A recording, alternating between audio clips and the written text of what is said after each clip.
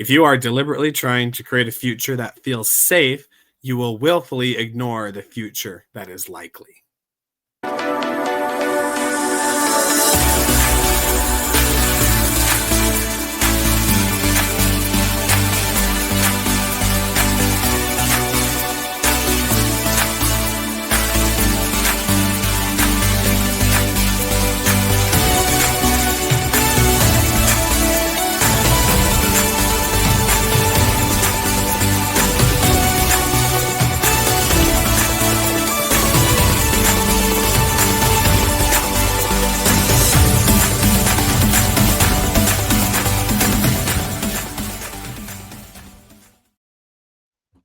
What's up, champions? Welcome to another episode of Champion Reads, where we talk about best-selling books and their best principles to help us create our best lives.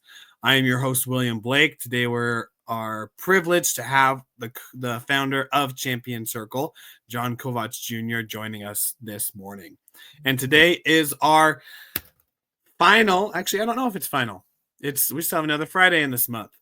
Another episode where we talk about The Linchpin by Seth Godin. And I'm very excited about today because we're going to deep dive into the 7 abilities to become a linchpin. And John, I think we should play a game. We should play a game with this. Kind of like a speed dating game where we'll talk about one principle and you and I will go back and forth quick and then just keep going down the list. Sound good? Sounds fun. Awesome. All right. Podcasting speed dating. I wonder if that's ever been a thing. But I am stoked for it. Okay. The first ability to becoming a linchpin is provide unique insights, offer fresh perspectives, and innovative solutions. John, I'll just have you start with it. Yeah, I mean, nobody likes a know-it-all, but people like it when you offer really great ideas.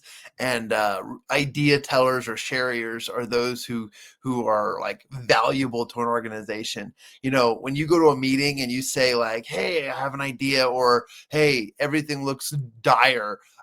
Nobody likes the negative people, right? They don't want the people who don't offer fresh perspectives. Instead, they want solution-oriented people. In any organization, whether you work at a corporation or you are a part of a team, you definitely want to offer fresh perspectives and innovative solutions because it makes you and it inspires others. People forget that, like, just because you have something to offer doesn't mean it's all about you. By offering fresh perspectives and ideas, you inspire the people around you and it becomes like contagious. So boom, you gotta offer fresh perspectives.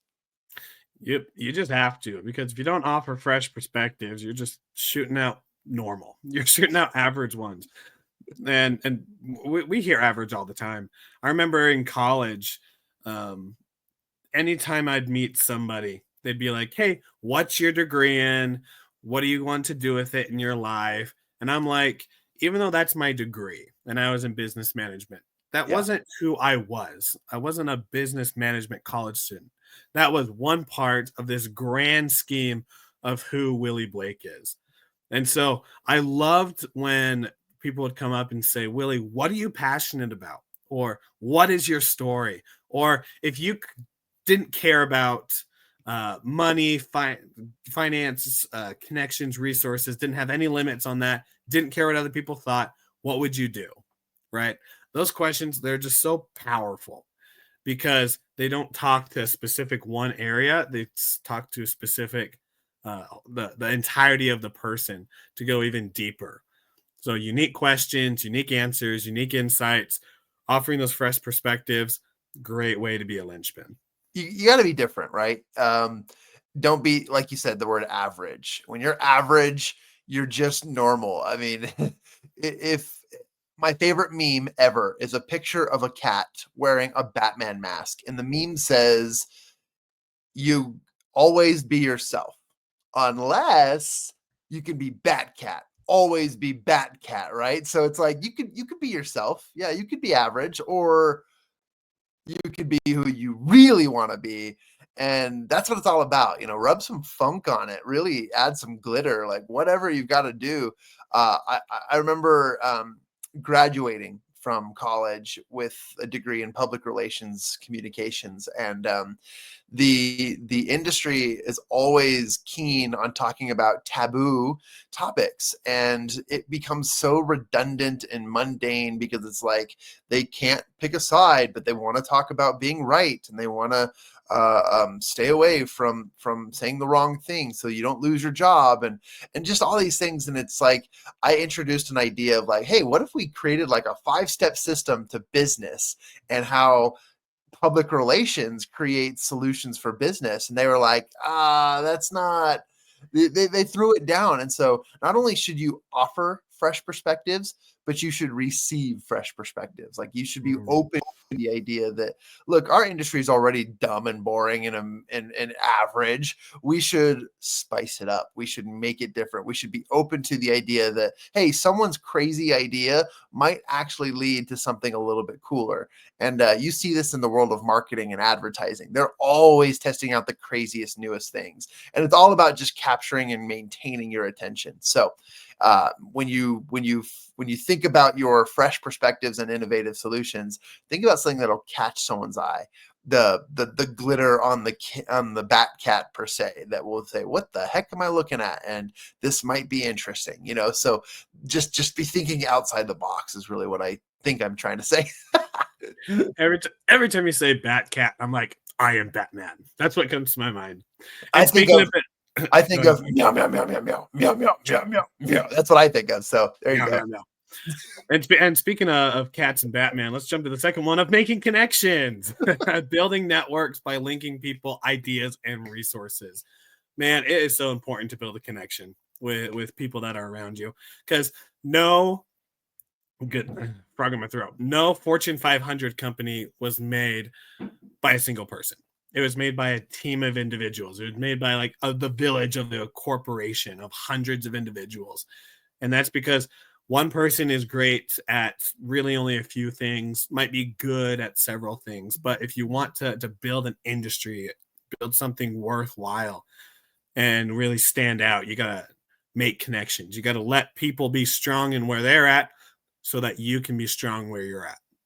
Yeah, the ancient African proverb says, if you want to go fast, go alone. But if you want to go far, go with others. And we've always said in the modern day language, if you want to go fast, go alone. But if you want to go farther, you go with a team. And a team is a group of people, a network, a web. We are all connected. And, this might also mean that building connections and making connections that link people and ideas and resources is all about being friendly. Like, let's bring in Dale Carnegie's How to Win Friends and Influence People here. You don't always have to be right. Make other people right. Like, enjoy other people's presence. Make them feel like they matter, like they have impact, like they are influential. And you'll take teams further than you'll ever be before. Because if you're always right, you become a non-linchpin.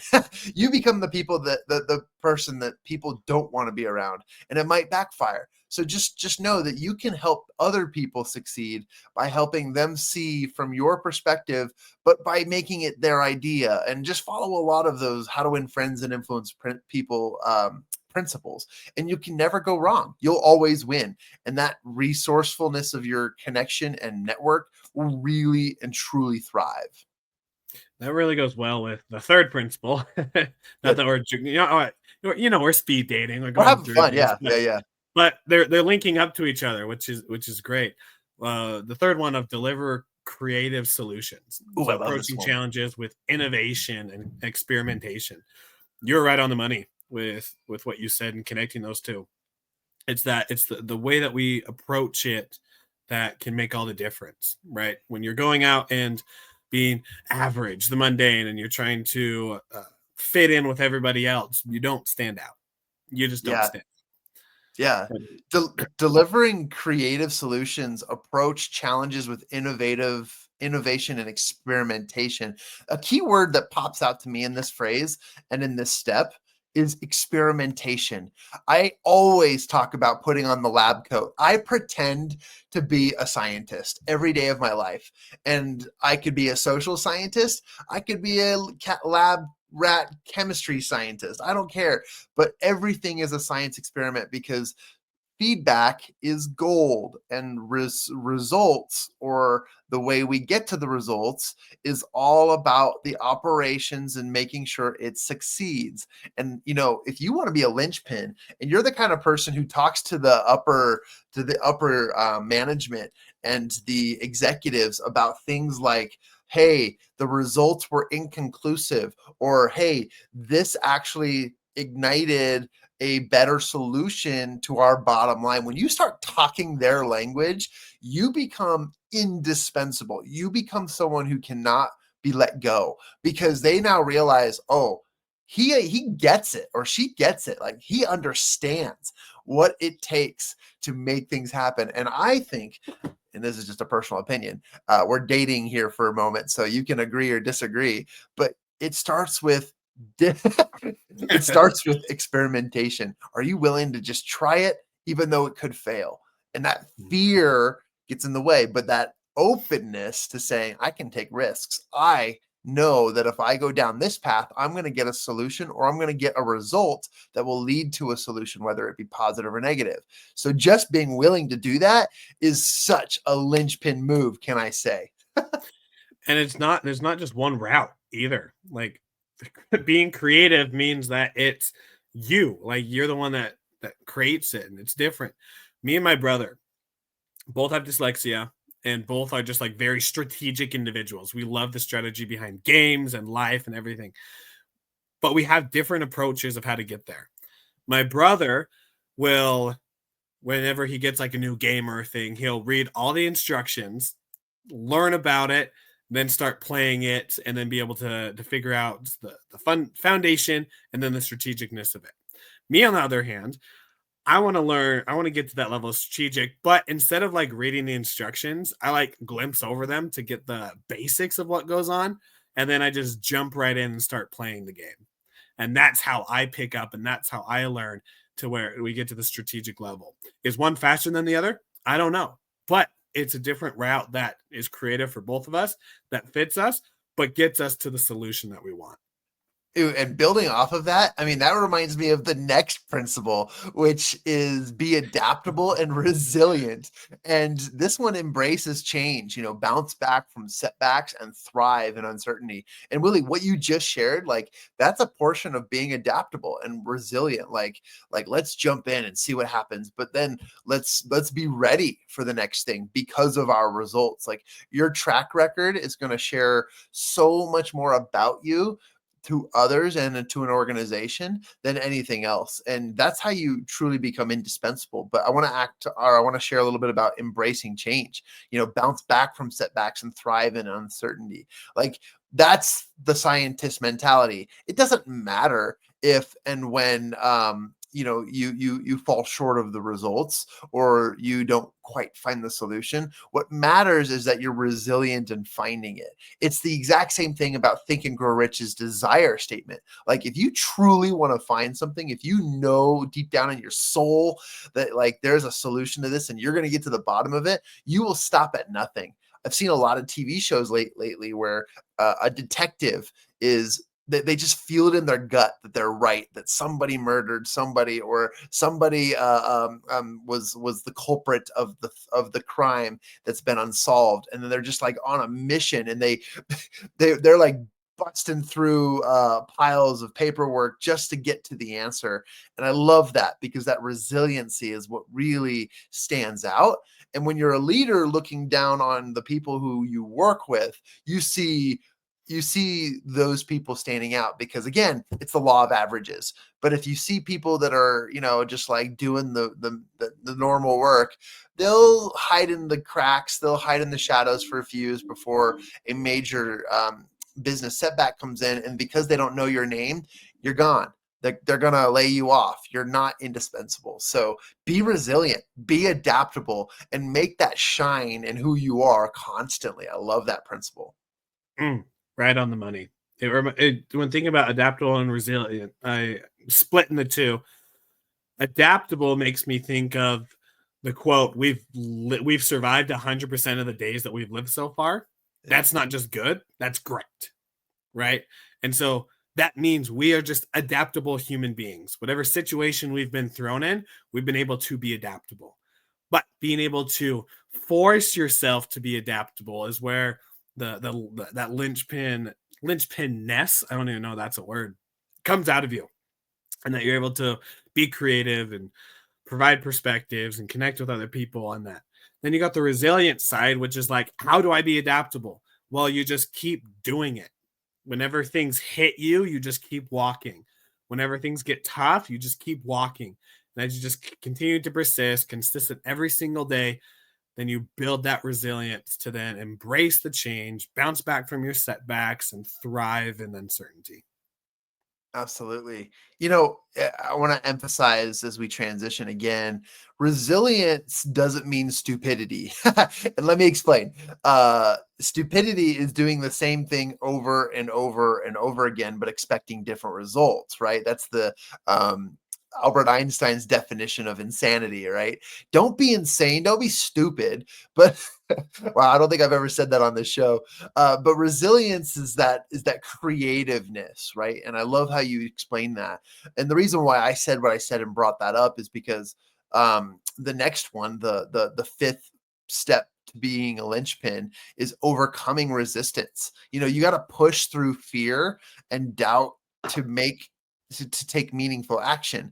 And that doesn't mean pushing through because the same step is right. It's that pushing through, being creative, using all of the other steps prior to this one, and knowing that you can find a solution. I love that when you push through fear, especially, it's you thinking, I know that this may not turn out right, but I'm willing to risk it because I want to save this company, or I want to find a solution to this project, or I want to have this succeed. So all of that is just pushing through your normal fears. And something that I found, like a little tidbit, like a little coaching tidbit on this, is like, when you have a fear, communicate. Like, talk to your superiors, talk to your side by sides, whoever you're working with, talk it out, like communicate it. Because the more you talk it into existence, the more you can give it a face, give it a name, and it's not nearly as scary as you thought it was when you were in your head and when you were in your thoughts. So overcoming resistance and pushing through fear and doubt is all about that same principle of resiliency. It's something that really is needed because if you, it makes you think of, as you're a previous athlete, the hurdles that you have to Oh do. I yeah. think, is it 100? Is it 100-meter sprint, but with hurdles? Is that how Yeah, in long the is it? decathlon, it's 110-meter high hurdles for men and 100 meters for women. Okay. So with hurdles, it reminds me of most people who don't know about it will just charge forward. They'll do their best without jumping over the hurdles. They'll just charge forward. And every time they hit a hurdle, they step over the line and it just like catches on them and they're dragging it with them.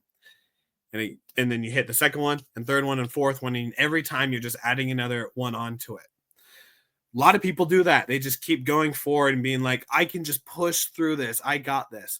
Well, overcoming resistance, I think, would be stopping for a moment to let them drop so that then you can just go with what you have. And then once you come up to the next one, figure out how to jump over it. Figure out a way with it. If you have to jump over it, you can. Maybe you can go under it. Maybe you can run to the sideline in the grass and start running forward, right? If there's no rules and regulations with it, you be creative with it. But it's like you push through the problems and you push through the pain, because it's through pain that we progress. And so if we want to progress, we can't have the cupcake fluff and try to go around the bush or over the bush or anything. We got to go through it, because it's through that pain that on the other side we hit that progression.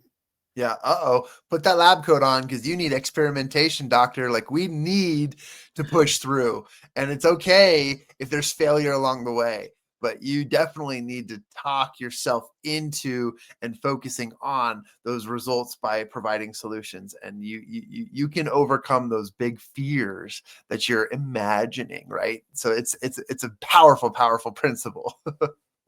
You can push through your, as SpongeBob says, imagination. Which obviously leads us into our sixth principle of lead with emotional labor. Ooh, emotional labor. Emotional. Care deeply, emphasize, and go beyond mechanical tasks. And John, I actually sent you a TikTok about this yesterday. I wish I can remember the person off the top of my head, but he laid out these 4 different layers of how we work. The first one, and I'm just going to paraphrase it because I It was the can't stair remember. stepper, right? Yeah, it was a stair Yeah. stepper. The first one was basically the physical, how you earn money and how you provide value. Many people do the physical, which makes between like uh, up to like 40K a year or something if you were to measure it. Next level is the managerial level. The one up above that is the creative level. This is where the authors, this is where the bloggers and the people who communicate with their mouth, right? So you go physical, managerial, and then there's that dotted line, and then you get into your mind and your mouth, which sometimes in our society we use our mouth not in a good way, and we use it to push us away from our goals. But if we're able to use our mouth in the right way, then it pushes us forward and we can earn more money that way. Then the last one, which is imagination. It's using our mind, and it's pretty much an infinite source that we can tap into to be able to make the money that we want and be able to really go out and not just do mechanical tasks, but go beyond it. You know, the old adage, and in some ways the old cliche, but yet a very valuable principle in most people's lives is nobody cares how much you know until they know how much you care, right? And so when you care deeply about the project, about those people around you, about the solution, people notice, like, oh wow, like if of all the principles, caring is huge because people notice that they see emotions first before they see, hard work, right? And that's the one thing is, like, when we were filling out our resumes and applying for jobs at one point in our lives, we wanted to put the fact that we were like, how do I emphasize that I'm a hard worker? Well, no one cares because they expect you to work hard if they're going to pay you. So it's like, how do you communicate that? Well, show the empathetic side. Like when you have a heart that cares about the things and the people and the mission around you, that is seen brighter than a giant scarlet letter. Like, you are so outstanding. And people see that. And it's not that you have to walk in with a vibrant color. You could be the most boring, basic, black and white person that just shows up every day. But because of empathy and because of caring deeply, you, for some reason, have a giant red heart on you that people see it and they want to work with you. They want to, like, you become an instant magnet. People care. And they're always thinking, I noticed, where was Willie today? Or I noticed, like, wow, I haven't talked to John in like 2 hours. I need some inspiration. Like, they become reliant on your energy because, Willie, you and I talk about this all the time. There's something called niceness, being nice, versus kindness, being kind, right? And being nice is telling people what they want to hear, but being kind is telling people what they need to hear. And you do it from a place of love and empathy. Nobody cares if you if you're going to be nice, right? If you're going to be nice and we call it the niceties. Like, you go throughout the morning and you have the same old conversations. Hey, how are you? How are things? That's not being kind. Being kind is knowing people and really taking a moment to slow down and empathize with them. I love this principle so much. And then the last part is, go beyond mechanical tasks. Like, start thinking, how can I be different with others and this project? Add that emotional labor into your tasks. I could talk about this principle all day. I think it's one of my favorites, but it's fantastic. Yeah, I think that we both can. It is crazy important how we need to have a heart when we do the things that we do. Because if we don't, then we're just another AI. We're just another robot going out. And that's what the average person does. They go out to their jobs that they hate and dislike to do something to get a paycheck. Then they come home and give whoever's at home their leftover energy and then repeat day after day after day after day. And that doesn't feel human. Human is when you add heart to it, when you add emotion to it, where you're able to care deeply, emphasize for people, get to know them and what they're doing rather than the boss or manager that we have just and the only time they talk to you is when something needs to get done. But the leader, the one who's actually in charge, they're the ones that reach out with empathy, reach out with that human touch. That's so beautiful. And there's an art to that. And speaking of art, the seventh principle to being a linchpin is create and share your art. Like add a personal human touch that transforms work into meaningful contributions. And I could have sworn you just said that because this is seriously that final linchpin moment. Like adding a personal human touch to everything is the fact that you care. It's adding that heart, wearing that emotion on your sleeve. And when I say emotions on your sleeve, I'm not saying like take your baggage from home and your drama and live it in the workplace. Not at all. Like what I'm trying to say is like live out your passions, your interests. Take a genuine interest in what you're doing and why you're doing it and the people around you who are helping you. Because sometimes, and by sometimes I mean like 99.99% of our lives, we don't have control over who we have to work with because we're placed in scenarios where we're part of a team that was hired by the organization that we have no control over. And so if that's you listening to this today, just know like take a personal interest in everything around you. Add the human touch that transforms work into meaningful contributions. And again, these are principles about caring. Literally just giving two craps. Oops, said those words on the I wanted to say something else, but you know what I mean. Like literally wanting to know, wanting to understand, and wanting to be a part of this. That's going to shine deeper in a linchpin and being indispensable than any other principle because you care. And people can't fire care. And if they do it because they're busted, they're in trouble. And it's only going to lead you to better results in your life because you now are somebody who's known for really getting involved, really igniting teams. And so win, win, win, no matter the loss. And that's the scientist mentality. And all these principles coming together as I wrap up my thoughts and then send it to you is they're all simply one level up. Like if you think of Pokemon, it's like one level up. If you think of any game that you play, it's the difference between being decent and being good. It's like these things of unique insights, making connections, delivering creative solutions, being adaptable or resilient, overcoming resistance, lead with emotional labor, or sharing your art. Like each of these, they aren't difficult. They aren't something that makes you go super duper out of your way to become like the next big Tony Robbins or individual like that. It's simply just a step forward. It's refocusing your mentality into what you want to be. And then in your interactions, as you're out there being human and as you're out there using your creativity, it's simply being able to deal with it in a different way. And because you deal with it in a different way, in a linchpin way, then you just make that tweak and you become good to great. And then as you do it consistently to outstanding. There's a great TV show called How I Met Your Mother, and one of the characters always says the word legendary, and he goes legendary. And what makes Seth Godin absolutely legendary in these principles and how he writes it is that he talks very poignantly. He's very to the point.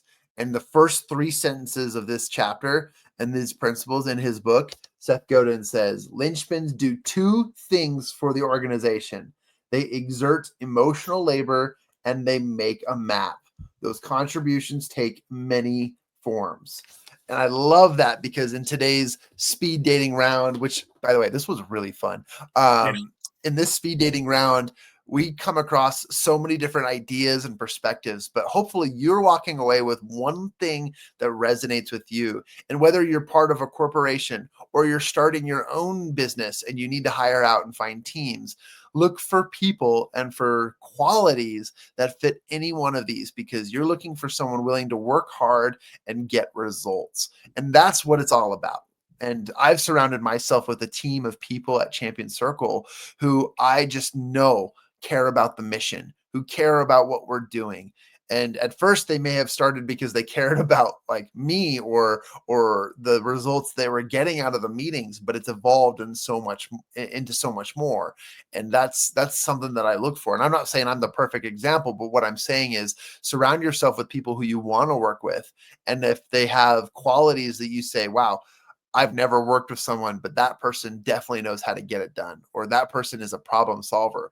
Those linchpin qualities, those magnetic qualities that you know you cannot live without, are essential. And the last thing I'll share too is I hear a lot of CEOs in CEO conferences and meetings say the same thing, and it's hire people smarter than you. Like, drop your ego. Like, literally get over yourself, because you're not the coolest thing in the world. You can hire people and bring them on your team who will make this go faster. In fact, if you don't, you risk slowing down the progress of your passion, your project, reaching your goals. And so it's really reliant on you. And you cannot bring on linchpins or be a linchpin to others until you bring other linchpins in. Okay. It's powerful competition, but through competition, you create great collaboration. And that's truly what the heart of a linchpin is all about. So in order to be indispensable, seek these 7 qualities, and you'll find it in your hires, in your own self, in your actions through work and projects. But most importantly, you'll see the results that you're seeking in a very, very positive way. There you go. 7 abilities for the linchpin. Excuse me. If you Bless guys you. have found, thank you. If you, that's the end of our episode. If you guys have found inspiration in this wonderful speed dating round of the linchpin, go ahead and subscribe to our podcast. You can find us on all the major podcasting platforms, as well as you can go to our website, mychampioncircle.com, where you'll find the link to our podcast, link to all of our socials, and everything going in the Champion Circle universe. And until next time, champions, continue to be awesome. Continue to make the small difference in your life. And always remember that it is just a small step forward that you need to do to be good and to become outstanding. We'll see you on the next episode of Champion Reads.